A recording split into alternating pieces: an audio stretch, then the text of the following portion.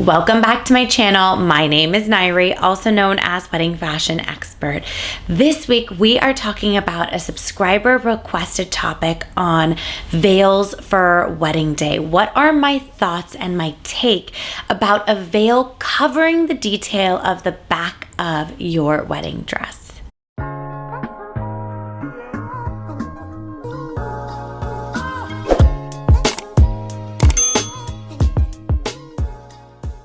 Before we dive into this week's topic, please be sure to subscribe to my channel, give this video a thumbs up, leave me a comment below, let me know if there's a particular video topic you'd like me to create a video on.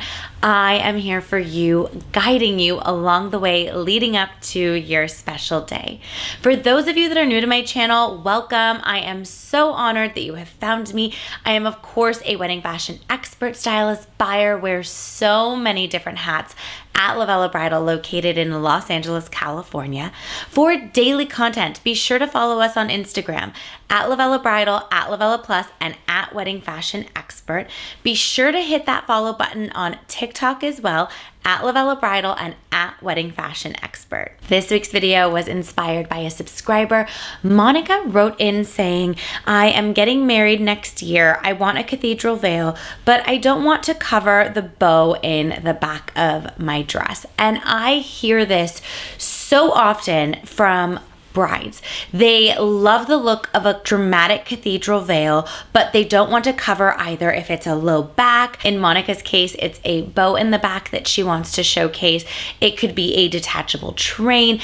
Anything going on in the back of the dress, brides often feel like they want to opt out of wearing a veil so that that detail really stands out. I also have a lot of brides say that the back of the dress is so important to them because the back of the dress really matters. So many people are looking at the back of the dress during ceremony that it's so important to them. My take on all of this is that I don't want you to pick a dress because of the back of it. I don't think that that's the best way to select your wedding dress. While I am a huge lover of back drama, I want you to love the front of the dress more than you love the back of the dress. While everyone's perception is that the back of the dress is the most important because people stare at it the longest, it's actually not in fact the case when it comes to your photos, which if you think about wedding day, you're doing this beautiful production. It's one day that goes so incredibly fast.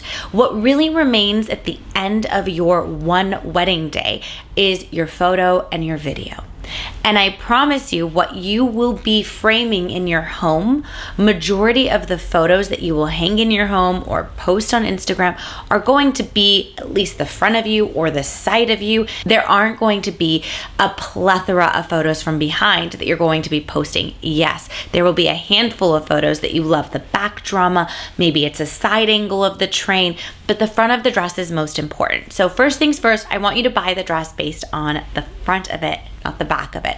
The back is just a bonus. That's my first priority of advice when it comes to the back of the dress. Now, you have a beautiful back of the dress that you want to show off. Should you or should you not wear a veil? Here's my take on it. I believe a cathedral veil is the best way to go. Why do I say this?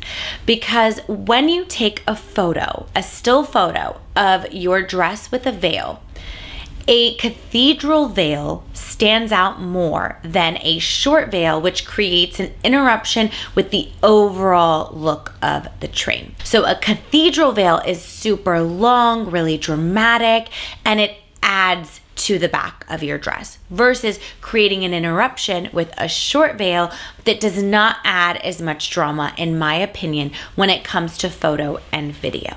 There's also so much more you can do with a cathedral length veil. You could throw it up in the air and watch it fall down, and the photographers go crazy.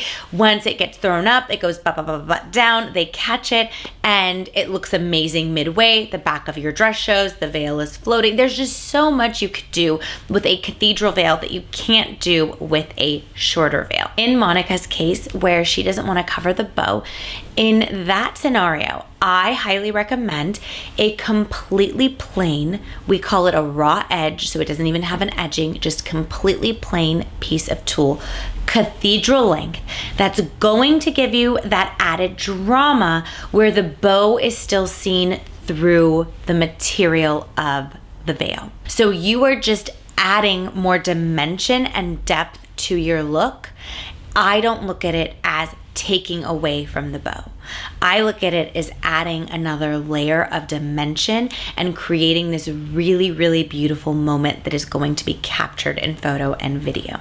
Keep in mind, I only recommend the veil be worn for ceremony. So if you really think about it, throughout your entire wedding day, you only have the veil on for about 30 minutes to an hour, depending on how long your ceremony goes, and that's it. So if you really think about it, you're not having it on for that long, but it's that little added extra drama that, in my opinion, elevates the look, complements the back, gives more depth and dimension to it, right? Especially for the photos. And even though a lot of people are like, I'm only wearing it for 30 minutes to an hour, why is this important? It elevates the photos tremendously that it's worth it. This is why I always say, pick your veil based on photo and video, not how you feel about it in person, because you're only seeing the front view of it. And once you take it off, then everybody gets to see the bow, and it's an element of surprise, an element of dimension throughout your wedding day. A lot of brides also determine their hairstyle based on the back of the dress, which I also don't recommend, because if you're doing an updo to show off the back of your dress, but you don't like how you look in updos, you're not gonna like all your photos of your face, which again is the most important, right? So I wouldn't recommend a hairstyle to show off the back of your dress. I wouldn't recommend going without a veil to show off the back of your dress. There's a lot of different ways for it all to be seen where you feel beautiful and confident in your photography. And that's what I really want you to focus on the most. And if you love the back of your dress so much, there's opportunities to do portraits before ceremony as well, and even after ceremony, and the entire reception you wouldn't have the veil on. So the bow would be exposed, the low back would be exposed, all of the back drama. And as I mentioned, I am a huge fan of back drama, which is why a veil adds even more back drama to the back of your dress, regardless of what you have going on. The last thing I'll mention here is that when I have had a bride not wear a veil on wedding day and they look back at their photos from the wedding, they feel like something is missing. So I highly encourage you to put that veil on for just the ceremony at the bare minimum. Now, the one thing I do not recommend, if you are wearing a blusher, I encourage you to walk down the aisle with the blusher over your face, but flip it back for the entire ceremony, and make sure you have somebody there on duty to make sure that whoever is walking you down the aisle, when they flip the blusher back, it is laying beautifully and smooth and not creating, like, you don't want it sticking up crazy in the air. That's going to ruin all your photos. So I want you to do the entire ceremony without your face covered, because that interferes with photos and your face is being blocked. And that's more important than the back of the dress, because the way that it folds, your face isn't going to be seen. So I want you to be really, really mindful of that. But like I mentioned, so many brides regret not wearing a veil. It is the number one regret I hear from my brides after their wedding when they don't wear one. I hope that you found this video helpful. If you have any further questions, please drop me a line below. I'm happy to answer them for you. And for more videos and tips like these, please be sure to tune in every Wednesday, 8 a.m. Pacific Standard Time, and I will see you in next week's video.